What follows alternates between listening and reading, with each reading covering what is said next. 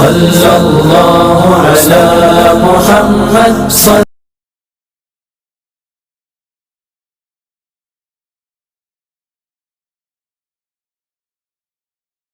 നഹ്മദുഹു വനുസല്ലി അലാ റസൂലിഹിൽ കരീം. അമ്മാ ബഅദ്. പരിശുദ്ധ ഖുർആൻ റബ്ബിന്റെ ഖുദ്റത്തുകൾ മനസ്സിലാക്കാൻ, ചിന്തിക്കാൻ വേണ്ടി പറഞ്ഞ ഒരു അത്ഭുത ദൃഷ്ടാന്തമാണ് ഒട്ടകം. അഫലാ യൻദുറൂന ഇലൽ ഇബിലി കൈഫ ഖുലിഖത്. അവർ ഒട്ടകത്തിലേക്ക് നോക്കുന്നില്ലേ, എങ്ങനെയാണ് അതിനെ സൃഷ്ടിക്കപ്പെട്ടത് എന്ന്.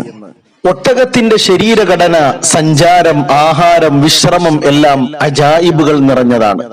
ഒട്ടകത്തിന്റെ രോമങ്ങൾ പഠന വിധേയമാക്കേണ്ടതാണ്. ചൂട് സമയത്ത് അതിന്റെ ദേഹത്തുള്ള രോമങ്ങൾ കമ്പിളി പുതപ്പ് പോലെ അത് വേറിട്ട് നിൽക്കും. അത് സ്വയം ആ ശരീരത്തിലെ രോമങ്ങൾ പൊഴിയുമാറാകും. ഉടമസ്ഥന്മാർക്ക് സുഗമമായി അത് പറിച്ചെടുക്കാൻ, അതിനെ നീക്കം ചെയ്യാൻ കഴിയും.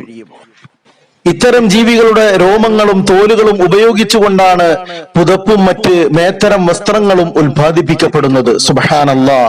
പാമ്പ് അതിന്റെ പടം, അതിന്റെ തൊലി വേർപെടുത്തുന്നത് പോലെ ഒട്ടകവും അതിന്റെ തൊലി വേർപെടുത്തുകയാണ്. അതെ, ചിന്തിക്കാൻ ഒരുപാടുണ്ട്.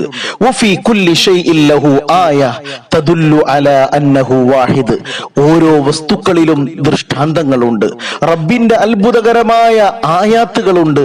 അതെല്ലാം അല്ലാഹു ഏകനാണ്, ഏകാധിപതിയാണ്, സൃഷ്ടാവാണെന്ന് അറിയിക്കുകയാണ്. അള്ളാഹുവിന്റെ സൃഷ്ടി വൈഭവങ്ങൾ നിറഞ്ഞ അത്ഭുത ജീവിയാണ് ഒട്ടകം.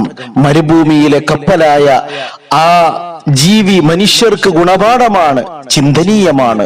റബ്ബിന്റെ ഖുദ്റത്തിനെ മനസ്സിലാക്കാൻ അള്ളാഹു നമുക്ക് തൗഫീഖ് നൽകുമാറാകട്ടെ. റബ്ബനാ തഖബ്ബൽ മിന്നാ ഇന്നക അൻതസ് സമീഉൽ അലീം വതുബ് അലൈനാ ഇന്നക അൻതത് തവ്വാബുർ റഹീം. ആമീൻ ബിറഹ്മതിക യാ അർഹമർ റഹീം. സല്ലല്ലാഹു അലാ മുഹമ്മദ്.